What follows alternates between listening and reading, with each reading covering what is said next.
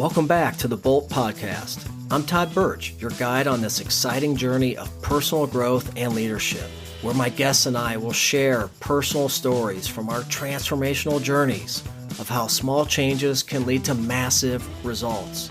You'll discover tips on overcoming obstacles, setting and achieving goals, building lasting habits, developing confidence, living a happy, healthy, and positive life, and so much more. If you're ready to cultivate a growth mindset and become the best version of yourself, then let's ignite your growth today. I'm excited to introduce our guest for today's show, Tiffany Lewis. Tiffany is a seasoned digital marketer with over 16 years of experience and a proud mother of two. After losing her corporate job for prioritizing motherhood, Tiffany turned adversity into opportunity by launching her own business, More Meaningful Marketing, in 2018, where she helps service-based entrepreneurs build authentic, standout brands. Known for her humorous approach to motherhood and unwavering dedication, Tiffany has successfully found the balance between pursuing her professional ambitions, doing meaningful work, and being the mom she always wanted to be. Listeners, this is going to be an exciting episode, inspiring, so please enjoy my conversation with Tiffany Lewis. Tiffany, it is so good to see you, my friend. Welcome to the Bolt Podcast. Thank you, Todd. Super happy to be here. Really excited to talk to you today. Awesome. So why don't we just dig in? I'm sure our listeners are curious. I know I'm curious. You talk about losing your job, your corporate job, because of, out of all things, prioritizing motherhood. And I'm sure there's a lot of people that have gone through the same thing. So I'd love to hear your story and your journey and what happened, as much as you want to share, and why you ended up starting your own business. Yeah, thank you. I really appreciate it. I want to be candid and transparent in this story, of course. And I think, for many years I was climbing the corporate ladder and convinced I didn't want children, to be honest. I had siblings that were a decade younger than me and really spent a lot of time not raising them, but being needed in the home. And so I just thought, kids aren't for me. I'm dedicated to marketing, love what I'm doing. And then there became a point where I became an aunt and to a little girl, and she became a big part of my world. And I started to soften to the idea of, wow, it's really joyful to be around her and seeing kids for all of their firsts and how naive and funny they are at the same time, just so brutally honest. And so I started to kind of shift a little bit. I was married pretty young, around 22, 23, after college. And, even as a couple, we didn't want children. And then post-divorce, I've been married twice. My niece stayed a part of my life, through the years, and, met someone new and decided this might not be so bad, as I watched her grow up, and then, an aunt to many, nieces and a nephew now. And so fast forward, you see when you're climbing that corporate ladder, many women having children, many dads and parents shuffling into the office, so tired, needing that flexibility, maybe either foregoing promotions or being passed up. And I was determined not to be that, when kids were on my mind. And then fast forward, my daughter comes into the world, and I was so in love with her. It was like, oh my gosh, this is what the parents talk about. Everything changed. I thought I was going to be going, 60 hours a week still, traveling at my leisure, nothing was going to change. And then I was like, wow, that was really naive, because this is a big responsibility, and now everything is different. And so I started to take jobs closer to home, and I started to see what daycare brought as far as sickness and needing to be home with those little babies. I would say for the first 3 or 4 years, they really need you. I mean, solely dependent on you being there when they're sick. They want mom a lot of the times. And how do you kind of balance that? And so that was the catalyst really of me losing my corporate job, is that I worked for a woman with 2 small kids, and she had a lot more support than I did. And to be fair, I maybe didn't adjust to do motherhood as gracefully as I thought I was. And I ended up getting fired. This is pre-pandemic, so flexibility and kind of that spotlight that was shown on parents through and after that wasn't available, and remote work looked different. And so it became my mission then to share that experience, and knowing I wasn't the first mom or parent, to have that happen and knowing that I wouldn't be the last became a really big it was an adversity, as you mentioned. I say my biggest burden really became my biggest blessing in starting this company. That's awesome. Wow, what a great story. I think it's a testament to resilience, to courage, fulfilling your passion, your dreams, and writing your own narrative. I think a lot of us, and I have 2 kids as well, and it does.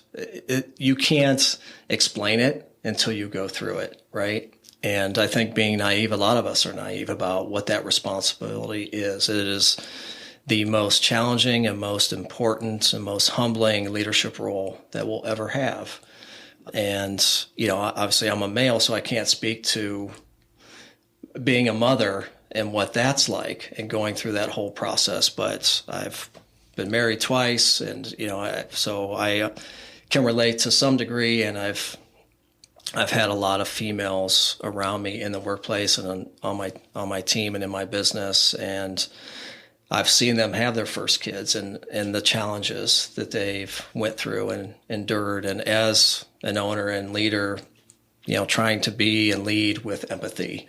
And any way you go about it, it's challenging, right? And I think the pandemic was eye-opening, and it was horrible for a lot of reasons and ruined a lot of lives. We lost a lot of people, but I also feel like there were a lot of good things that came out of it and a lot of opportunities. The workplace will never be the same. I guess I would ask you, let's say that you were just about to have kids and we're coming out of the pandemic or during the pandemic when things in corporate were different. Do you feel like your path would have been the same in terms of getting fired or leaving and starting your own business? I don't think so, because I did do a brief stint in corporate, kind of post-pandemic, and through it. It was a really hard time, as you mentioned. Mm-hmm. I had my second child during the pandemic, and I was grateful actually for the timing that I could kind of stop and see what life was looking like at a slower pace, to be more present, to be more grateful. I think you're right. There were so many good things that came from that. Post-pandemic or through it, I had one of the most flexible jobs I had ever had. And I think sometimes I call myself a corporate rebel. And I think that I failed corporate a little bit because I had the flexibility then and still wasn't able to be the kind of mom I wanted to be, when the kids are sick, or, to take them somewhere on a Tuesday afternoon just because I can, and I give you so much credit, and you really inspire me the way that you have treated your employees through life and motherhood, parenthood, being dads. I know you've had quite a few firsts on your team over the years, and it's cool to see that flexibility extended throughout. I know for you, that's been a big, important part of running this business, and family first is really true and valued here. I think if I could have said, there was one thing that the pandemic did really well, it was to show that people really wanted that work-life balance and that flexibility, and maybe they weren't able to see or express it before. So I think, like I said, I had a very flexible position, after the bad experience, and I still just felt like there was something nagging at me that wanted to be just a different kind of mom. But I think a lot of parents, it seems like, have been able to flex, work around their lives more because they got a little taste of it and they knew they wanted more of it. And so I think we're in a much better place now. Yeah, I would agree. It's interesting. We do employee surveys on a quarterly basis. And the most common thing, at least for our company, the most liked feature is the flexibility. Mm-hmm. Being able to, we call it work your way. So you can we have a beautiful office, you can come in, or you can do a hybrid situation, come in a few days, work from home a few days, or just fully work from home. Mm-hmm. And a lot of our employees have small children and they're starting their families. And that's been incredibly important to them. And as a business owner, whether albeit small or large, if you have good people and you don't want to lose them, then you need to shift or pivot, adjust, evolve, if you will, So absolutely. It's different. Yeah, it is different. There's been I was looking up some research, and in the past couple of years, there's been this term coined, the great breakup. where we have a lot of females leaving the workforce. In fact, it's the largest gap we've ever seen between men and women leaving the workforce. And the 4 top reasons for this, number 1 being flexibility, 2 being work-life balance, 3, caregiving responsibilities, and then the 4th being childcare costs. And I think, pandemic or not, those have always been the challenges, right? I remember before having my first child and my first marriage, and I was like scrapping by.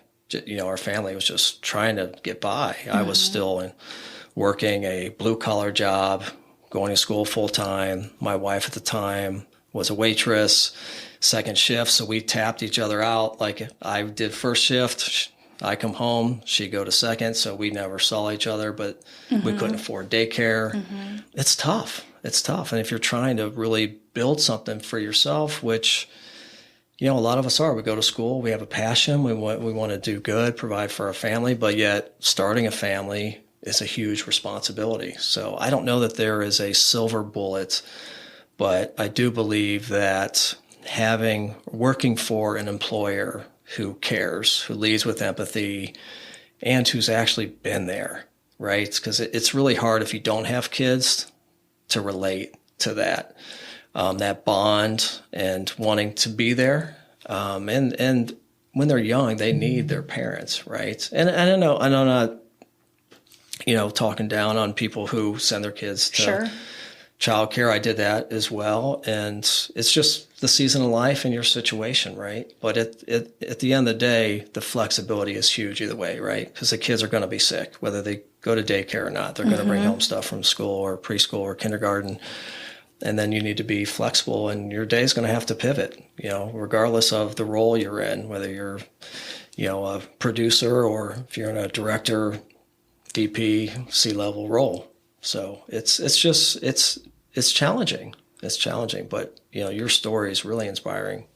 Thank you. Yeah, I think I like to see more of people like you who are running companies and extending that flexibility instead. I think a little bit before there was the generation that was like, well, we did it and we suffered through it and you should too. And so even despite, our experiences, we can still extend more grace, more patience, more understanding, more empathy to the people, that are working for and with us in a way that they, can appreciate so they don't have to have the same experience. So I think it takes a really strong leader to do that and separate that and be able to mentor, employees, contractors through those seasons. This really kind of scares me, the rate at which women are leaving the workforce. I mean, I feel like people in general have come such a long way to advocating for their needs, the flexibility, the compensation, right, the balance, and seeing women leave is a little bit scary when they've been able to obtain positions and that they wanted and desired as parents or just as leaders, and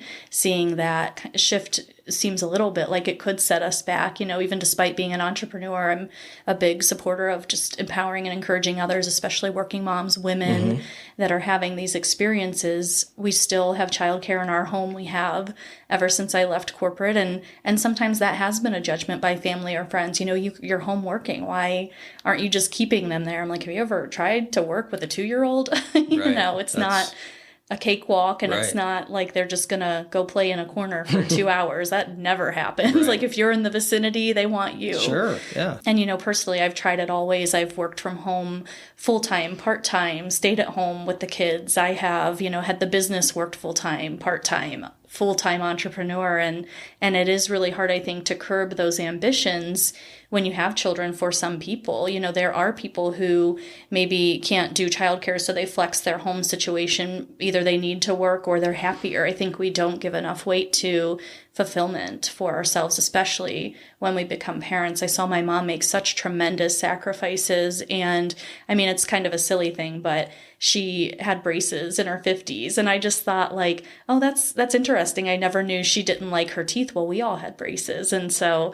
I see that as a mom, and I see her sacrifice in working 2 or 3 jobs, and I think at times wanting the option, to be more available. Just life goes so fast. You just do what you can to survive, and then you look back back and you say, like, could I have done things differently?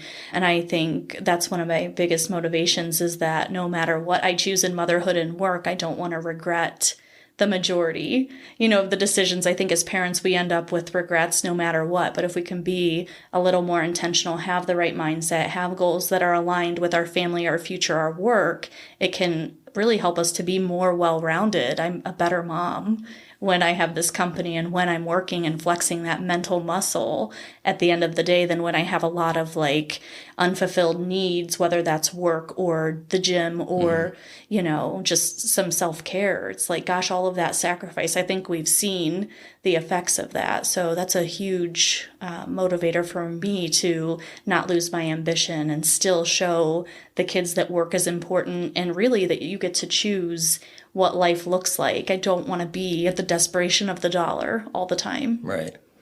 Wow. That was beautifully said. Thank you. You're speaking Thank my you. language for sure. And I've talked about a number of those elements on several of the podcasts. It's all about defining your success, right? What does success mean to you? And I think a lot of times we are driven by the almighty dollar or the almighty title or role, especially as we're younger, and rightfully so. I did the same thing, right? So you worked hard to get through college and climb that ladder. And then at some point you realize you start a family and your priorities change and your season of life is different. And hopefully, my hope would be that the younger generation can realize this sooner.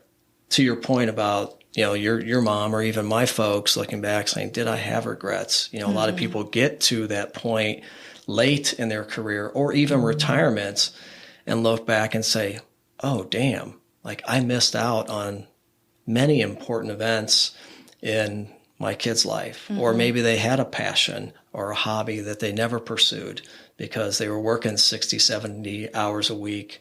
I think, we're just at a place where reflection is really important. I think a lot of people don't reflect enough. And that comes with, a great morning routine or journaling or meditation, just taking that time during the day, week, or even once a month to really reflect and say, okay, what's important to me? Am I aligned with those core values and those life pillars and staying on track, right? And being able to adjust if needed, before you get so far along that you're saying, shoot, now I regret not doing this. Yeah. And that's where I'm a big believer in tracking. And I think, I showed you a sample of how I track my life, and it might seem a little crazy or nerdy. And my wife even makes fun of me, but I'll tell you what, for me, being a type A and the way that I operate, I need a system and I need like that checks and balances. I know what I want, right? I know what my values are, what's important to me, but I just need a check and balance to say, am I meeting those? Because time flies so fast, like you said. So that's really important. I think it's a big fear, or it has been, to make those adjustments. There's also another piece of this remote work culture that I think is being a little bit swept under the rug because people are happy to be home more. But I'll be honest, like being home 24/7, I realize there are days weeks that like I'm not leaving enough and getting out and getting fresh air. And, maybe I'm going to the gym, but, I'm not seeing people. I'm not checking in on relationships. It's very easy to get into so much into life balance, right? You're actually in your home the majority of the days, weeks, months without that separation of church and state. And I think sometimes for mental health, that can be super influential in the way that we operate. I know I need that break, right? Like in between my husband coming home from work, like he jumps straight in the shower. I'm like, dude, like I need a shower, like you would think because I'm at home, and back and forth to the gym that I would have found time. But to your point of really tracking and knowing what your goals are and if they're aligned, sometimes, especially when you're working part-time in a very full-time business, that you really have to be so diligent about time wasters, making sure that maybe you have a transition between, work in the evening if you're not having that drive, the meditation, the mindfulness, the check-in, and not being afraid to make a change if something doesn't suit you. I've realized that now I have kids who are 3 and 7.5, that their needs change of me. And no matter really what I want for them, it may not be the best thing for them. Whereas, my son and daughter have both been daycare kids and mostly part-time. And my daughter at 7.5 is like more interested in friends, and she enjoys being at school every day. And so they have different needs from parents. And as they find independences, that they may need more of you at times and they may require less. And so really being diligent too about what kind of parent you want to be, but also not realizing that it's not all quantity of time, it's quality. Yeah, absolutely. I agree 110%. And that took me a long time to realize that. There was a post I saw on social media one day about somebody who's a big time influencer, and he was talking about kids and time. And he said, you can't really get caught up in the quantity. You really need to focus on the quality of the time. And that's what I really started to do as well. Although I do track the amounts of quality time I get, because again, you could go by a few weeks and, I have a 12-year-old daughter, and getting time with her is tough, Yes. Although I feel like I'm a cool dad. You are a cool dad. She doesn't, she doesn't see that. And so I'm constantly trying to get that time, but a few weeks can go by and then I'm like, wow, I haven't spent any time with you at all.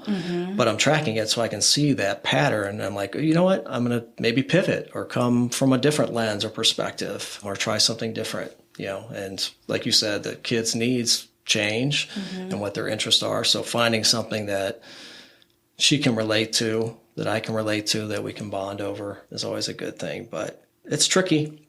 For sure. It's tricky. So I want to go back to what you said about being an employer and being, empathetic, and that is tricky. I do want to say, yes, at the point we're at now, I feel like we've given extreme flexibility, but I do want to say personally, like that was a difficult decision for me to make. I knew what was needed, but personally, I love people, right? I started a business to create an environment, a culture where I can see and be around. And I genuinely love my people. So selfishly, it was really difficult to make that decision to say, you know what, you can work any way you want. And you don't ever have to come into the office. I may never see you again. Yeah. That was really tough for me. And I think employers are making that tough call. And I have a beautiful office space, 5,000 square feet, that's unused. So from a financial standpoint as well. So there are always two sides to every story. But at the end of the day, I didn't want to lose my team. And they're telling me, I'm listening, and they're telling me what they want. So I gave it to them. And, they're still here today. So you have a lot of longevity on your team, and I think that speaks volumes to how you've been able to flex as a leader. And I can relate to that as a parent and as an employer, as having been an employee, is that so much of like raising your business, raising your family is not about what you think is best for the family or the business. It's like how they perceive your efforts, right? You could be doing what you think are all the right things. Like, well, we need people and we need to nurture each other and we have to have that buzz and that collaboration. And it is so important in marketing, especially.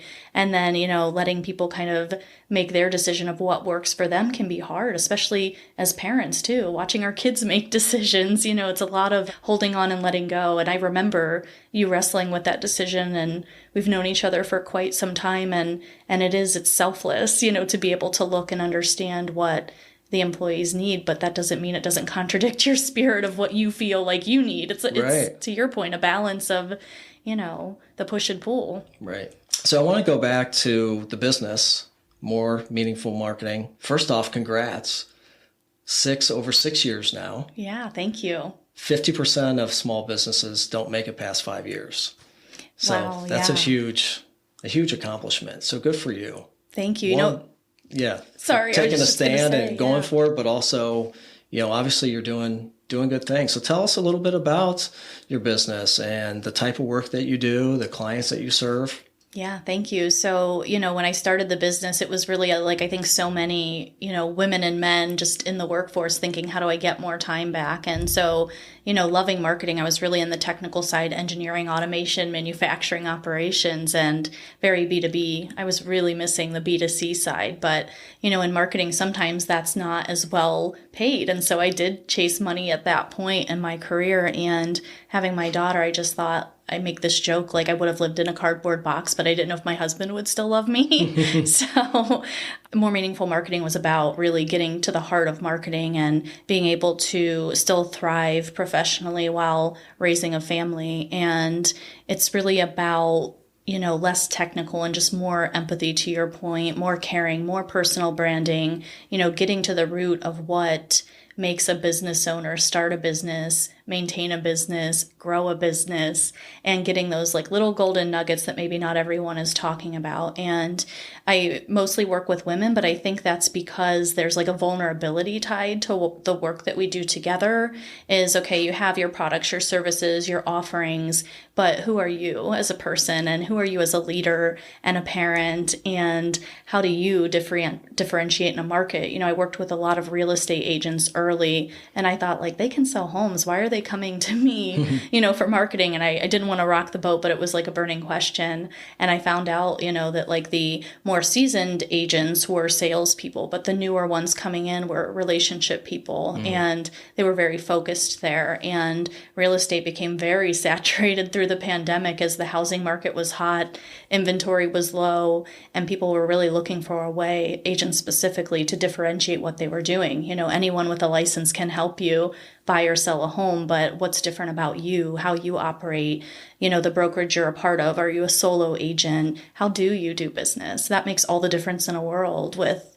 why someone will come to you and keep coming to you. Yeah, absolutely. So what types of clients are you looking for now? I would say I work with a lot of women entrepreneurs, teams of 3 or less, maybe have either DIY'd their marketing or have hired some of it out, but have had not a great experience. I think a lot of industries have stigmas attached to them. Marketing is a big one. There are a lot of people who will ghost or take a website down when things don't go their way, or maybe they do a piece of marketing and to no fault of theirs, kind of leave their clients hanging. So I would say someone who wants that really cohesive approach to digital. They're looking at, the impacts of video, what it means to have a website, how they serve their prospects and clients on social, looking at their email lists, segmenting them appropriately, speaking to the right people with the right message at the right time on all, outlets. So that's been really impactful. And it's, more meaningful marketing. It seems like, the name it tells what it is, but I really care. I care about giving someone a piece of the puzzle or the whole thing. I'm not going to look at just social when I work with someone. 9 times out of 10, clients come to me for that. And I'm like, well, do you even like your brand? What is your brand? I don't know. No, I don't love it, but it'll do for now. And I'm like, no. Right. Like, you have to love it. You're walking, you're talking it. Like, you want to see, you're going to see it a lot. You better really love it. Yeah, absolutely. Yeah, you better, because you're going to need to stand behind it, right? And then, like you said, it is your brand. And I love the name. Thank you. And that you can tell that you care and you have passion for what you do and the people that you serve. And you're definitely a servant leader. Thank you. Which is really important to me. What are some of the biggest challenges that you faced being an entrepreneur? I know I can go back when I started, and it's tough, right? Anything that stands out that you've ran into? I think people always say, I hear in the entrepreneur world especially, I want to have $10,000 months, I want to have $50,000 months, but the reality is, and a coach that I worked with said, like, well, that's a paycheck. Like, if you want the same amount of money every month, like, go get a salaried job. And I heard that, and I was like, there is some truth to that. It's like, you get to be flexible, and there's something to be said about, like, rowing the boat that you've built. But I think for entrepreneurs, like, we have so many ideas, so it's challenging to know which ones to act on. I know I've made mistakes on alignment many times, brought in people that I wanted to work with because I was excited and maybe we didn't align. And so that's been, a mistake. It's hard when you're raising a family and you need cash. We're a dual income household. And so finding that right balance of cash flow and predictability and knowing when to hire, and when to expand. I've definitely expanded a team early on. And then I was like, wow, none of these people almost are aligned with what I'm doing and where I'm going. And you realize quickly that there are a lot of transactional leaders out there that will chase the record months. And it's hard not to fall into that when you see it so much in the space. You're kind of attracting the same types of people and just not falling victim to what they're doing, and so much so that you dilute who you are. Yeah, absolutely. And that goes back to defining what success means to you, right? So if it is the almighty dollar, maybe being an entrepreneur, having your own business is not for you. Maybe you do need to go work corporate and have a very sustainable, consistent paycheck. It's tough, especially starting off. Is there anything that you know now that you wished you knew then when you started? Yeah, I think one thing that helps me stay aligned, and for all business owners, is just to be true to yourself. We're in a place where you don't have to hide behind a brand. I always say the person that you meet, on the street should be the exact same person you portrayed online. There should be no surprise that there's a lot of business owners, people on LinkedIn that you thought they would be a certain way based on the content they're putting out. And you meet them in person, you're like, oh, not my thing, which is okay. Right. Everybody operates differently, but I think having that North Star within of your likes, your dislikes, your obligations, your version of success, your routine, what your life, thrives in the best possible way, what that looks like, and finding that out early, and then not being afraid to adjust if you have to. Right. Yep. Pivot, evolve. That's all. You're always going to do that. I felt like it's really every 5 years. Yeah, it doesn't mean a full rebrand or pivot, but it's good just to reflect, take a look at what you've done and where you're heading, and any mistakes you've made, and learn from that and grow. What do you love most about owning your own business? Definitely the opportunity to make a direct impact. That was something that in corporate, because I did work for larger companies, there's so many layers, so many degrees of separation between starting and finishing a project, and just having that direct impact, seeing the difference it makes on a firsthand basis is truly rewarding, and something that I felt like I was just striving for all the time, but never really feeling. I think that's the best part. But if I could go back to what you're saying, one thing you've learned, it's when people see me online and they say, oh, well, you're doing it all. How do you do it? Can you help me?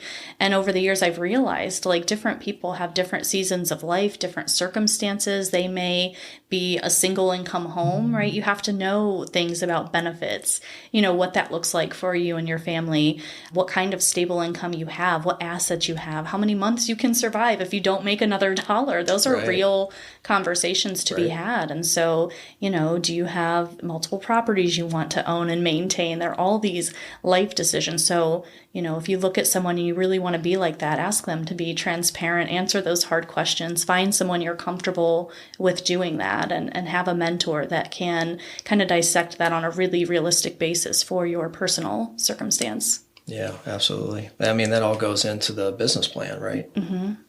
Do you have a life motto or mantra that you follow? I do. So I love a couple of quotes, and I think I shared one with you, is sometimes God breaks your heart to save your soul. That one really resonates with me. Looking back in hindsight, a winner is just a loser who tried one more time. Seems like pessimistic at first thought, but really, you never know how close you were to reaching a goal if you stop. Right. And then the other one we say in our house quite a bit is patience and grace are what we give when we love someone, including ourselves. Can be really hard on myself. I see it in my daughter too, I'm sure. Some of that has been me not being as conscious about how I worked through that. But I think, having patience with ourselves, we just want it all so fast, and we want everything. And that instant gratification is very easy to fall into in the world that we're in, and realizing that most overnight successes were many years in the making. When you said 6 or so years for more meaningful marketing, I was like, wow, it feels like 20. There's a lot of hustle in there. Right. Yeah, there is. There is a lot of hustle. Yeah, and Patience and grace, boy, those have been two things that I've struggled with, my whole life. And I did a whole episode on the pause button, and we've talked a little bit about my journey with patience. Yeah. And then grace has been something that my life coach has worked with me on for the past couple of years. That was my word last year, was grace. Grace for me, giving myself grace, because I am a perfectionist by trade, self-proclaimed, and I'm not proud of that, honestly. I used to be, but I'm trying to get away from that, because being a perfectionist is about there being an end game. And like I said, I don't feel like there is. It's an infinite game. We just continue to iterate and make changes and be the best that we can be. So, yeah, I don't know. It's all about growth. I mean, that's my mantra, is just lifelong learner. I love that there is so much self-awareness and appreciation and even advocacy for really doing what's best for you, because you've gone through the generation of, you do what you have to do. There's this linear approach to life, and then you get the golden thing that you're looking for, the golden egg. And it's just, life isn't linear. And so even in entrepreneurship, I think a lot of businesses, entrepreneurs, when you work for a company, you want that raise, you want that dollar, you want that recognition. And then you realize that once you've gotten it, like, what's next? There's always something next. Right. So being content and being diligent and patient, I think, goes a long way. Oh, yeah. It's definitely the key to everything, really. And it just changes your whole mindset. Absolutely. What's something people don't know about you that they would be surprised to learn?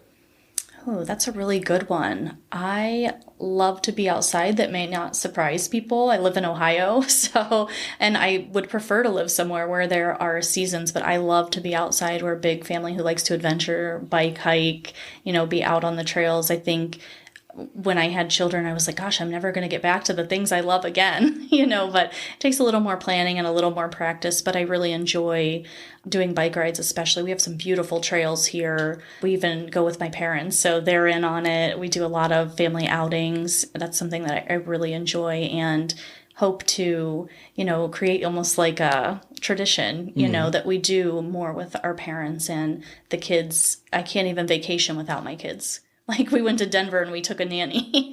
They're like, oh, you need time without the kids. Like, I can't wait to have time without the kids. And I'm like, I can't go down the street to a concert where I don't have service and not have contact with the kids. So I don't think that's surprising. But on the spot, I'm trying to think of what else could be more interesting about me. Yeah. Well, you talk about humor a lot. Oh, yeah. So tell us a little bit about this humorous approach to motherhood and life in general. I think we need more humor in our life as a society. Yeah, I really, when you get on social, you do see highlight reels, and I really try to pull back the veil and the curtain and just say, like, no, like, take a picture of my toddler, like, in the corner, with something fun, some funny hat and some snack that's half on the ground. Like, that is real life. It's like, I'm on a call right now, and this is what's happening, and just, the smart things my daughter says. And it's really just, I think, important to know that everybody has that human element, that there really isn't perfection online. And so, I have conversations with the kids. I post those on social, the crazy outfits. The other day, my son was in a Spider-Man Halloween costume from last year. It's like one of them that has abs and muscles, and he's just sitting at the dinner table eating. He also has a Santa hat on. It's just like, you can't make this stuff up sometimes. They're just goofy.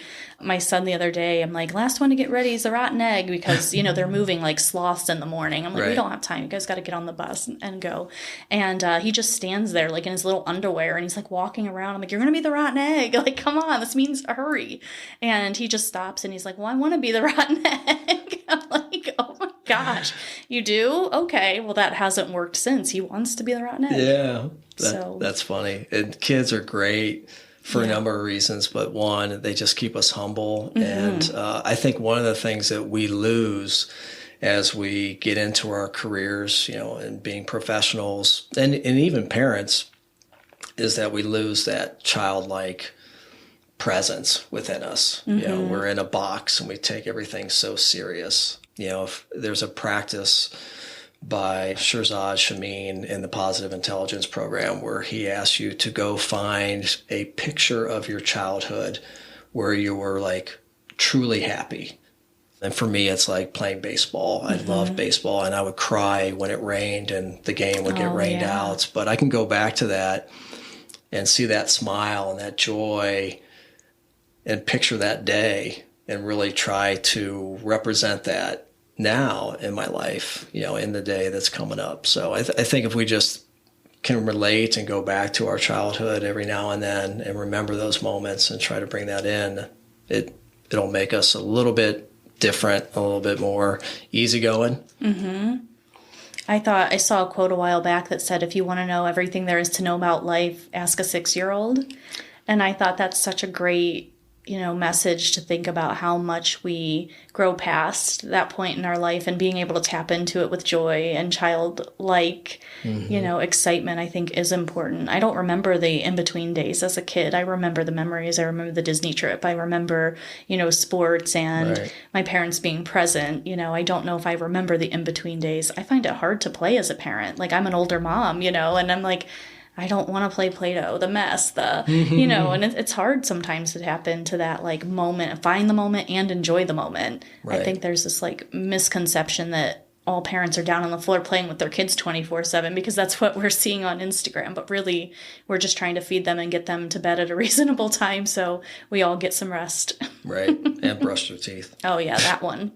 Yep. But I will get on the floor and play some Lego anytime. Oh, yes. I'll drop everything to do Lego. I don't like that Lego has like become very niche. Like, I don't want to just play Frozen Legos. I want to build the empire. Right. Well, there's a lot there. So let's play a little game, and it might be a little morbid, but we're at the end of the road, end of life. How do you want to be remembered? What would they say at your eulogy?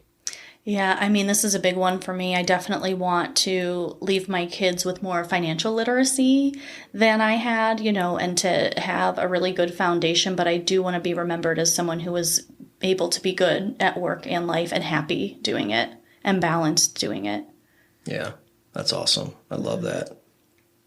And showing the kids, that they can do it too, because I think there's so much of being like a slave to the job and so much unhappiness in those early years of sacrifice and doing the grunt work. And like, you don't have to stay somewhere. You have so much time. Right. Oh, I think that's a great message and would be a great role model for your kids. Thank you. I know we've had lots of discussions. You're a big advocate for personal growth. Mm-hmm. Is there one thing that you're working on this year to make yourself a better person for yourself, for your kids, your family, the people you serve? Or is there one habit that you're trying to create or change this year? Yeah, I am really being more intentional about getting time on the calendar to have experiences. I'm doing the few times a week gym trips. That's been really big for me. I think there's this idea, like we talked about, is quantity of time. It's like, oh, well, I'm available every night for the kids and my husband, and that's really easy for them when they have a flow. But I'm like, it's not working for me. Like, I actually am making it a goal to be outside of the house more now, because I realize like everybody also needs that distance to figure things out. It's creating some independence in the household. It's creating some, the absence makes the heart grow fonder. You do tend to take things for granted when you're in it. So I'm asking myself, what are the experiences I want to have? That's really where the money's going. We donate a lot of our time to individuals as families, doing some of that charitable work and getting the kids, to understand gratitude early, I think is really important.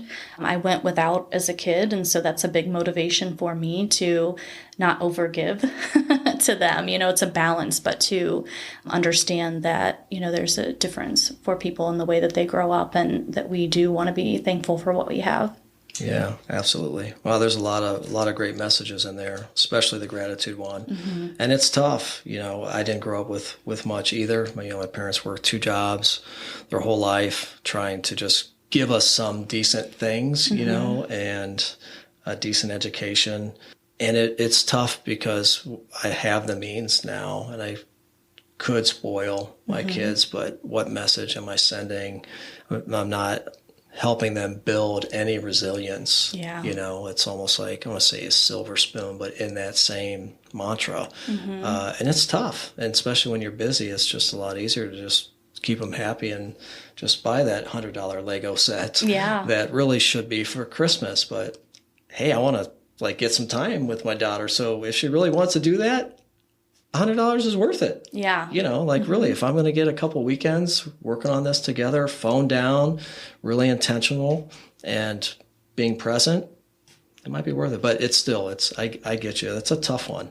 Yeah. And I think I've heard a lot of people talk about that on podcasts, especially like really successful people who have lots of money, and it would be very easy for them to go down that road, but they're being intentional about trying to build some things into the process of, raising their kids so they understand a little bit about what it's like. Yeah, so. And I think for grandparents too, like you have to really advocate for that model.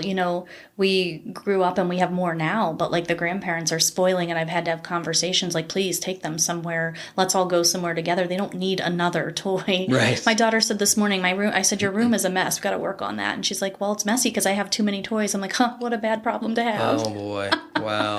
Yeah. Which isn't really, she does have a lot of stuff we need to go through Right. it, but it was just kind of like, I think I need to do something about that. Yeah, that's totally something my daughter would say.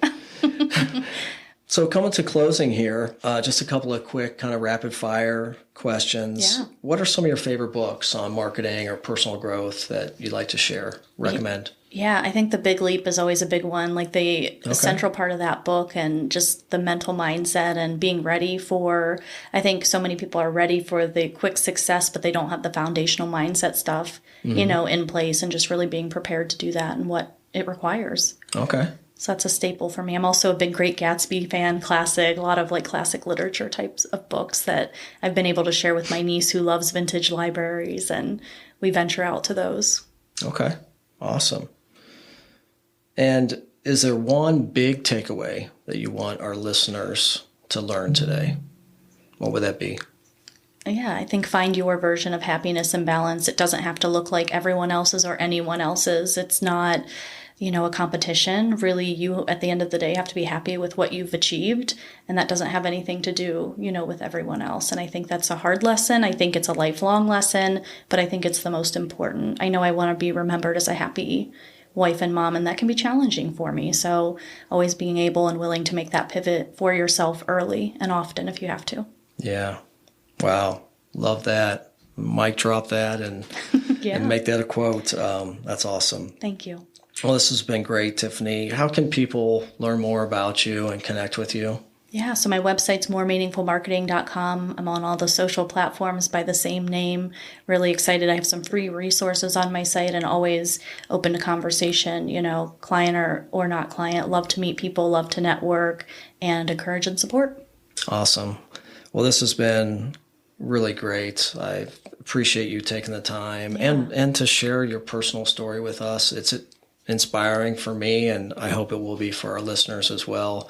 I have a lot of respect for you and what you do, the way you handle yourself. I think you're a great role model for really anybody who's out there that's a mother, that's an entrepreneur, that's really trying to be the best person they can be. And that's what this show is all about. So thank you so much. Yeah, thank you for having me. It's been awesome.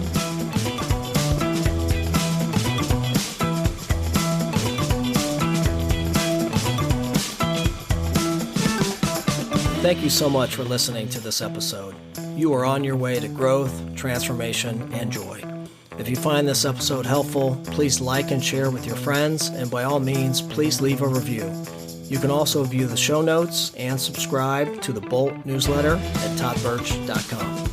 Remember, real change takes time. Start small and watch the growth take shape.